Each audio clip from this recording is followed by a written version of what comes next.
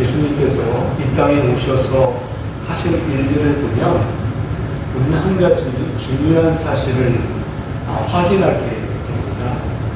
예수님은 단순히 병을 고치고 귀신을 내쫓고 죄인을 사하시는 그런 일을 하신 것이 아니라 사람들이 하나님을 어떻게 오해하고 있는지, 신앙을 어디서 붙들고 있는지를 드러내셨어요. 그분의 사역은 인간의 내면을 향한 해구였습니다. 드러난 문제보다 보이지 않는 근원을 다루셨습니다. 문둥병자를 만지신 사건이라든지 세리 마태를 부르신 사건도 마찬가지였어요. 우리가 앞에서 살폈습니다. 그 시대 사람들은 문둥병자라든지 세리 이런 사람들 보기를 인간 취급도 하지 않는 그런 사람들로 여겼어요. 뭐 저딴 사람들이 다 있나, 짐승 취급하듯 그렇게 봤던 사람들입니다. 그런 사람들이 무슨 하나님을 알 수 있나, 하나님하고는 거리가 먼 사람들이고 간주하고 취급을 한 것이에요.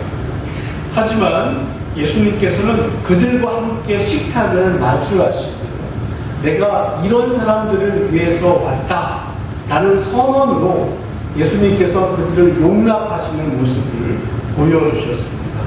이건 예수님이 참 착하신 분이야, 예수님은 참 성격이 참 선하네 라고 하는 것을 보이려고 하신 것이 아니라 사람이 만든 경건의 기준을 거부하시고 하나님이 사람을 바라보시는 진짜 시선을 보여주신 행동이었던 것입니다. 예수님은 여느 사람들에게 보여주시지 못했던 그런 모습을 통해서 하나님의 마음, 하나님께서는 어떤 부분을 귀하게 여기시는 것을 그들에게 환기시켜 보여주시는 것이었어요. 종교 지도자들의 행태가 외식적이었고 그들에게 매우 폭력적이었기 때문에 그런 부분들을 밝히 드러내시고 고발하신 것입니다. 여러분, 근데 이게 단순한 문제가 아닌 것이 그냥 2000년 전에 그들은 그랬다라고 우리가 일갈해버리면 쉬울 텐데 혹시 우리 안에도 이런 모습은 있지는 않은지 우리가 돌아봐야 하는 것입니다. 외적인 모습으로 사람을 판단하고요, 사람을 쉽게 정죄하고 하나님이 이런 모습에 대하여 경멸하신다 하는 것을 우리가 두렵고 떨림으로 대해야 하는 것입니다. 대표적으로 오늘 본문에서는 두 가지 모습을 보여줍니다. 하나는 금식 논쟁에 대한 내용이에요. 본문에서 사람들이 물었습니다.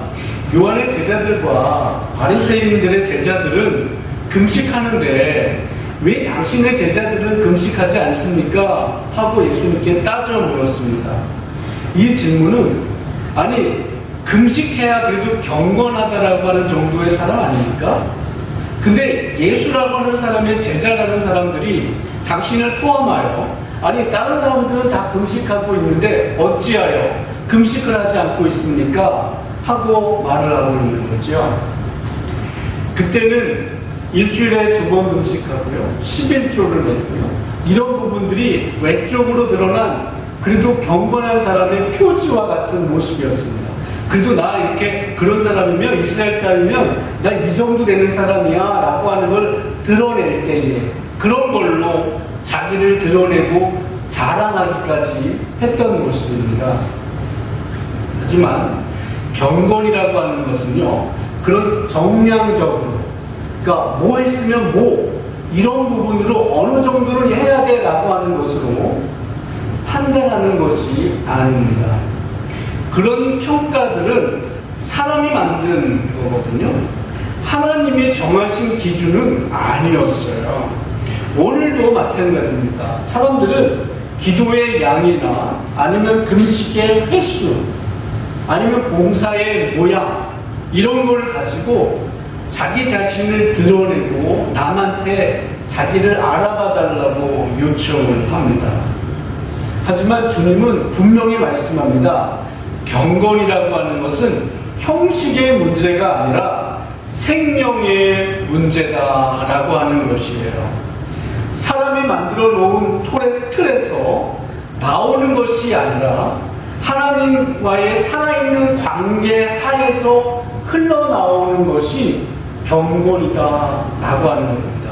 이럴 때는요, 시간을 정해놓고 기도하는 일에 열심을 냅니다. 경건의 시간을 무척 열심히 갖습니다. 굉장히 귀하죠. 근데 왜 그거를 하는가를 봐야 돼요. 근데 이 사람이 교회에 오면 거칩니다. 사람들에게 거칠고 가정에서도 거칠고 사람들에게 대하는 모습이 거칩니다. 교회 안에서 성도들에게 다른 사람들에게 웃어줄 줄을 몰라요. 이거는 뭔가 병들어있는 거예요. 그런 모습으로 자기 의를 드러낼 수 있을지는 모르겠으나 사람들은 그거로 속기는 합니다. 하지만 하나님은요, 안 넘어가십니다. 오히려 어떤 사람은 그런 모습은 없습니다. 근데 그런 모습은 없고 이를테면 뭐 경건의 시간 갖는 것도 좀 부족하기도 하고 아니 안 하기도 합니다. 근데 때때로 마음속으로 기도를 하겠죠. 하나님 이럴 때는 어떻게 하고 그러나 시간을 따로 정해야 놓고 하지는 않습니다. 그렇지만 이 사람은 다른 사람들하고 대하고 할 때에 품이 넓습니다. 다른 사람하고 하는 행동이나 연약한 사람들을 품습니다. 그렇다고 할 때 어떤 사람이 더 경건하냐 라고 한다면 전자가 경건하다라고 우리는 단정적으로 말할 수 없어요. 달리 말해서 겉으로 드러나는 나는 이만큼은 하는 사람이에요. 그런 모습으로 경건을 잣대를 들이댈 수는 없다 하는 것입니다. 그럼에도 우리가 사람의 기준에 익숙해지기 시작하면 그리고 경건을 이 정도는 해야 돼 라고 하는 식으로 얘기한다면 우리는 서로를 판단하게 되고 정작 하나님이 보시는 사람의 마음을 놓치게 되는 것이에요. 예수님은요 그들의 질문에 단호히 답하십니다. 19절에서 신랑과 함께 있을 때에 금식할 수 있느냐 라고 말하고 있어요. 여기서 신랑은 예수님입니다. 따라서 지금은 금식할 때가 아니라 기뻐할 때다 라고 하는 것을 말씀하고 있는 거예요. 예수님이 지금 함께하고 있는데 아니 왜 슬퍼해야 돼? 지금은 예수와 함께 있는 기간이어서 기뻐하고 잔치해야 될 때야 라고 하는 것을 말하고 있는 거예요. 오히려 너희들이 금식하고 있는 게 하나님의 뜻을 저버리고 있는 거야.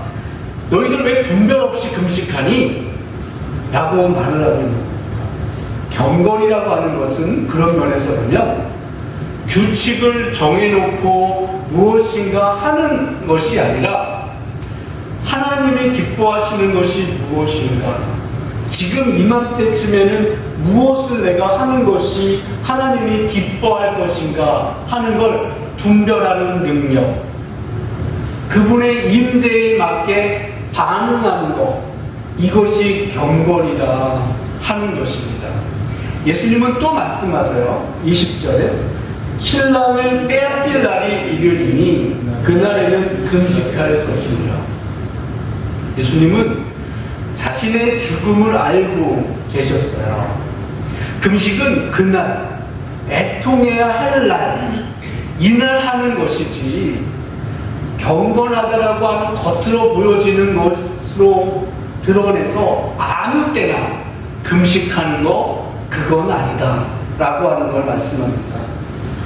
하나님이 지금 무엇 하기를 우리한테 기대하시는가, 이걸 보는 눈, 그분의 뜻에 그런 면에 반응하는 것, 이것이 경건인 것이에요. 그래서 예수님이 함께 하실 때는 기뻐하고요, 예수님이 떠나시면 슬퍼하고 금식하는 것, 이것이 신앙의 깊이인 것이에요. 그리고 이것은요, 감으로 지금 보니까 지금쯤이면 보자, 하나님이 나한테 금식하기를 원하시네. 금식하고, 아니야, 지금은 즐거워야 돼야 즐거워. 감이나 느낌으로 할 수 있는 것이 아니다. 무엇을 통하여 알 수 있을까요? 성경을 통하여 알 수 있는 것이에요. 그래서 우리의 감정에 따라서 어떻게 해야 되고 어떻게 하지 말아야 될 것을 분별하는 능력이 아니라 성경의 말씀에 따라서 지금 시점에서는 뭘 해야 되고 지금 시점에서는 뭘 하지 말아야 되는 것을 분별할 수 있어야 되는 거예요. 그러면 성경을 알지 못하면 겉으로 보이는 경건해 보이는 모습, 이것을 가질 수는 있을지는 모르지만 그거는 다만 내 속에서 나오는 그냥 내 열심에 의한 것이지 하나님의 마음과는 전혀 다른 태도, 그럴듯해 보이는 그냥 그 길을 따라 가는 것일 뿐인 거예요. 그렇게 해가지고는 경건에 이를 수가 없습니다. 하나님의 마음에 맞을 수가 없는 것이에요. 역사 속에서 성공회라고 하는 데가 있습니다. 성공회라고 하는 데는 종교개혁 이후에 이제 성공회라고 하는 데가 있는데, 여기는 교리를 자기네들끼리 하고 난 이후에 로마 가톨릭에 가지고 있는 전통, 그러니까는 앞에 제단, 그리고 장식, 그리고 성화, 이런 부분들이 신앙생활에, 성도들에게 있어서 신앙생활에 매우 유익이 있다라고 생각을 했어요. 그래서 저도 제가 뉴질랜드에 있을 때 교회 목회할 때 앵글리칸 처치 거기를 빌려서 저희가 이제 사용을 했는데, 뉴질랜드는 앵글리칸이 많습니다. 앵글리칸이 성공회를 말해요. 그래서 영국에서부터 온, 지금도 본산지가 영국이거든요. 여기 교회 예배당을 안을 보면 제단, 성화, 뭐 이런 장식, 이런 것들이 굉장히 많이 되어 있습니다. 그래서 촛불도 태워놓고요. 그래서 저는 이제 장로교 사람이잖아요. 처음에 매우 이렇게 익숙하지가 않아요. 그리고 예배당 안에 들어가면 촛 냄새 때문에 거기는 이제 예배할 때 촛불도 켜고 막 그러는가 봐요. 그래서 저희가 이제 거기가 끝나고 나서 저희가 이제 예배하고 했기 때문에 촛불 냄새 때문에 창문 다 열어놓고 또 우리는 또 그렇게 하거든요. 그러니까 그들이 볼 때는 로마 가톨릭이 가지고 있는 부분 가운데 장점이 성화, 장식, 앞에 있는 제단, 이런 것이라고 생각을 했어요. 그래서 그런 부분들을 중요한 가치로 그들은 여겼습니다. 하지만요, 정말 그게 신앙생활에 유익이 될까 하는 부분은 참 말하기가 어렵습니다.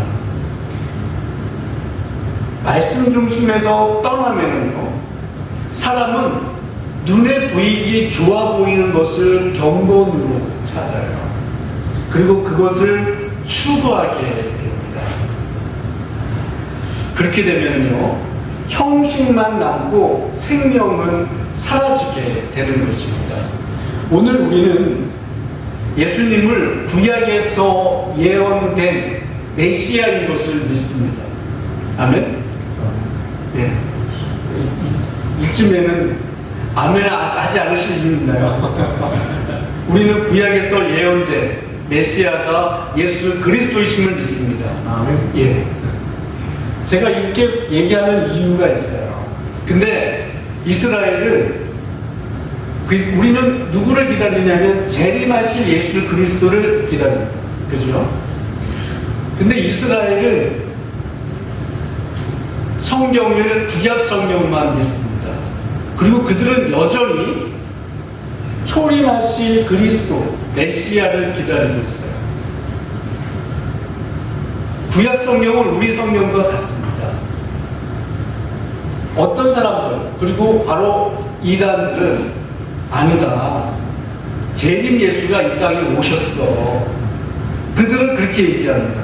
재림 예수가 이 땅에, 그러니까 재림하신 메시아 그리스도가 그들은 왔다라고 주장을 합니다. 여러분, 같은 성경을 보는데요, 그들이 같은 성경을 펼치는데도 얘기하고 있는 내용들은, 우리는 재림하실 예수 그리스도를 기다리고, 이스라엘은 초림하실 그리스도를 기다리고, 이단은 이미 재림주가 왔다라고 주장을 합니다. 뭐가 이렇게 다를까? 같은 성경을 펼치고 그러는데도 서로 다른 주장을 이렇게 하고 있는 것이에요. 성경을 제대로 보지 않는 것이죠. 성경을 볼 때에는 한 구절을 가지고 봐서는 안 되고 성경 전체가 말하는 바를 봐야 돼요. 그러니까 신구약 성경에서 이게 진짜 구약 성경의 신약에서도 그렇게 지지하고 있는가? 라고 하는, 그리고 신약 성경에 있는 말이 구약 성경과 연결이 되는가? 라고 하는 부분으로 할 때에 우리가 단정적으로 말할 수가 있지, 그렇지 않고는 함부로 말할 수가 없는 것입니다. 근데 이들은 성경에 대해서 자기 마음대로 해석을 하는 것입니다. 지금 현재 요한의 제자들과 바리새인들도 그런 잘못을 저지르고 있는 거예요. 예수님은요, 이어서 두 가지 비유로 이제 말씀하십니다. 하나는 낡은 옷에 새 천을 덧대지 말고 새 포도주를 낡은 부대에 담지 않아야 한다라고 하는 이야기를 하고 있어요. 겉으로 보기에는 일상의 지혜를 말해주는 것처럼 보이는데요, 새 포도주를 새 부대에 넣어야 된다라고 하는 것, 이거는 뭐 너무나도 당연한 얘기인 거 아니겠습니까? 하지만 이 내용은 우리 신앙의 깊이를 회고하는 그런 말씀입니다. 낡은 옷과 낡은 부대, 이게 무엇을 가리키는 거냐면 우리 안에 굳어져 있는 어떤 종교적인 틀, 이것을 가리키는 것이에요. 이거는 스스로 정의해 놓은 경건의 기준을 의지하는 것을 두고 말합니다. 그러니까 오랫동안 쌓여있는 굳어버린 자기의, 이를테면 앞에서 얘기했던 뭐 하면은 의롭은 거야, 경건한 거야, 뭐 이런 식으로 하나님의 말씀하고는 전혀 일치하지 않는 것, 그런 것을 우리는 낡은 옷, 낡은 부대다라고 말할 수가 있어요. 여기에는 형식만 남아있을 뿐 생명이 없는 신앙, 이것을 가리키는 것입니다. 반대로요, 생배조각과 새포도주는 예수님이 가져오신 아주 새로운 복음, 이것을 가리키는 것이고요, 사람을 새롭게 하는 생명의 능력을 말하는 것입니다. 바로 복음을 가리키는 거죠. 그래서 주님은 말씀하시길, 너희가 복음을 너희 속에 들어가 있는 낡은 틀 속에 넣지 말아라 라고 말하고 있어요. 무슨 말이냐면, 네가 가지고 있는 어떤 고정관념, 틀, 이런 것 속에 복음을 넣지 말라고 하는 것입니다. 그것을 내려놓으라고 하는 것이지요. 낡은 부대는 깁는다고 해서 기어지는 것이 아니에요. 새 포도주를 담아낼 수가 없는 것이에요. 새 은혜는 새 마음에만 담길 수 있고, 새 생명은 반드시 새 그릇을 요구하는 것이에요. 그렇다면 왜 유대 지도자들은 예수님을 제대로 이해할 수 없었을까? 그들의 행위가 못돼서였을까? 그렇지 않은 것 같습니다. 그들은 자기 의로 굳어져 있기 때문에 그래요. 그러니까 오랫동안 전통과 그 학습에 의해서 말씀에 따라서 그들이 성경을 읽기는 하지만 그 선생이나 이런 사람들을 통해서 그 이미 고정관념이나 이런 걸로 가득 찬 것이에요. 그러다 보니까 예수님께서 말씀하시는 그 내용을 이들이 받아들일 수가 없는 것입니다. 그래서 그들은 이렇게 생각을 합니다. 우리도 이렇게 살았으니 이제 예수도 이렇게 해야 한다라고 주장하는 거예요. 이게 옳은 거야.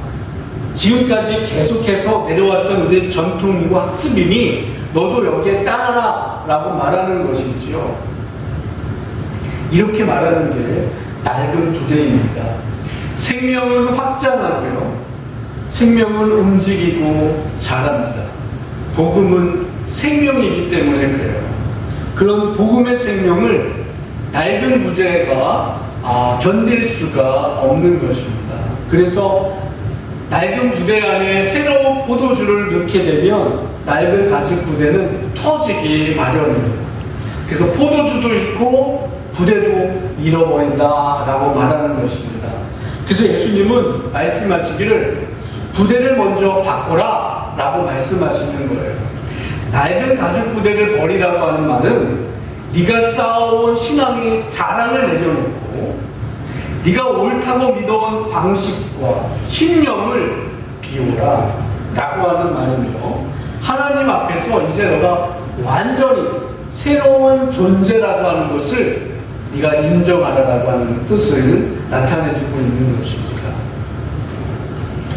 이 새 포도주는요, 비워진 마음에만 담기고 닫아진 마음에만 흘러들고 열린 마음에만 머물게 되는 것입니다. 우리가 복음을 누리지 못하는 이유는요, 그런 면에서 복음의 능력이 약해서가 아니라 우리 안에 여전히 낡은 부대가 있기 때문에 그래요. 그러니까 우리 안에 고집스러움이 있다면 그 안에 복음이 들어가서 이것을 우리 안에 그것을 지배하고 우리를 통제를 해야 되는데 우리의 자아가 그 앞에 굴복하지를 않는 것이죠. 그래서 오늘도 주님은 우리에게 말씀하시기를 새 포도주는 새 부대에 넣어라 라고 말씀하고 있습니다. 우리의 마음이 그 새 은혜를 품을 수 있는 새 부대로 바뀌기를 바랍니다. 그래서 하나님께서 주시는 새로운 은혜와 복음을 그대로 받아들일 수 있을 만큼 우리의 마음이 변화되기를 바라요. 우리의 고정관념이 아니라 하나님의 말씀이 우리 안에 들어왔을 때 그 가운데 순종하는 마음이 있기를 바랍니다. 이제 말씀을 정리하는데요, 예수님께 시비건 그들의 모습은 자신들이 얼마나 어리석은 자였는가를 오히려 보여주는 증거가 되어졌어요. 이때는 금식하면 안 되는데 금식했다라는 겁니다. 그건 그들이 예수님을 제대로 알아보지 못했다는 것이고, 그 말은 하나님의 뜻과는 정면으로 배치되는 모습을 그들이 살았다라고 하는 것을 자인한 꼴이 되는 것입니다. 그리고 예수님이 말씀하신 새 포도주는 새 부대라는 말씀은 그들의 신령이 잘못되었다라고 하는 것을 지적하신 말씀이에요. 너희들 심령이 지금 뭔가 지금 병들어 있다. 말씀이 우리 안에 들어올 때 튕겨가는 것이 아니라 그 말씀이 우리 안에 심겨질 때에 순종하고 회개하고 그 앞에 자복하고 나아가는 것. 이럴 때에 우리가 우리 마음에 새 부대로 새 포도주를 담아낼 수 있는 것입니다. 여러분, 우리 심령도 주님의 은혜와 은총이 임할 때 분명 우리에게 임할 것입니다. 우리도 모르는 사이에 찔림이 있고 불편함이 있을 때 있어요. 어떤 일을 할 때 여러분 너무너무 몸이 피곤하고 힘든데 어떤 일을 하라고 합니다. 그것도 만약에 교회에서 뭘 하라고 그래요. 오늘은 쉬었으면 좋겠는데 목사님 또 나와서 뭘 하라고 그래. 진짜 오늘 쉬고 싶다. 이럴 때 있죠. 예. 근데요, 그럴 때 하시잖아요. 또 그때 하나님이 은혜 주시는 때, 제가 그냥 좋은 말 하려고 하는 것이 아니라 은혜는 그때 임합니다. 평상시에 10번은 혹은 100번은 그렇지 않다가 오늘은 나 진짜 하기 싫어. 나 너무 피곤해. 그럴 때 있어요. 근데 그때 또 하필이면 또 일이 어떻게 돼가지고 그렇게 됐을 때 힘들지만 힘든 티 안 내고 그때 짜증내고 하지 말고요. 그때 짜증이 왁짜증이 막 이렇게 올라왔을 때 알죠. 하지만 그때 한번 큰 호흡 한번 하고 그리고 나서 그래 내가 이거 주님께 순종하는 마음으로 한번 해보자 하는 마음으로 하시면은요 하나님이 큰 은혜를 주십니다. 저는 때때로 하기 싫고 막 이럴 때 있어요. 저도. 그럴 때 그런 생각을 합니다. 하나님 또 어떤 은혜 주시려고 그럴까. 그런 기대가 있습니다. 힘들지만 그때 하나님께서 은혜 주시거든요. 하나님이 오늘은 은혜 주시려나 보다. 순종하고 나가자. 여러분, 제가 입 바른 소리 하는 게 아니라요. 정말 우리 삶에 그렇습니다. 하나님께서는 희한하게 평상시에 우리에게 인해 주시는 때보다 우리가 하기 싫고 힘들고 우리의 마음에 힘겨울 때에 그럼에도 불구하고 순종하고 나갈 때 내가 생각하지도 못한 그 은혜의 물결이 우리에게 오게 되어 있어요. 하나님의 일하시는 방식인 것 같습니다. 여러분, 우리의 심령이 매우 힘겹고 어렵습니다. 저는 그래서 사실 수요일날 나오시는 우리 성도분들이 너무너무 귀해요. 정말 제가 수요일날 기도할 때마다 그렇게 기도하지만 제가 그냥 하는 말이 아니라 너무 귀하다는 것을 알아요. 그리고 너무 피곤하시다는 것도 알아요. 근데 주님의 은혜를 사모하고 주님의 은혜에 갈망하여서 나오시는 그 발걸음이 너무 귀하다는 것을 압니다. 이럴 때 하나님께서 은혜를 주시는 때라고 하는 거예요. 너무 힘들지만, 너무 힘겹지만 그때 순종하여 나오는 발걸음 가운데 하나님이 은혜를 주십니다.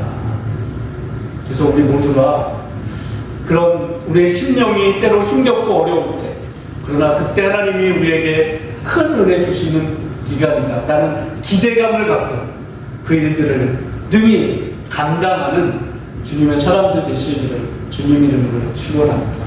기도하시죠.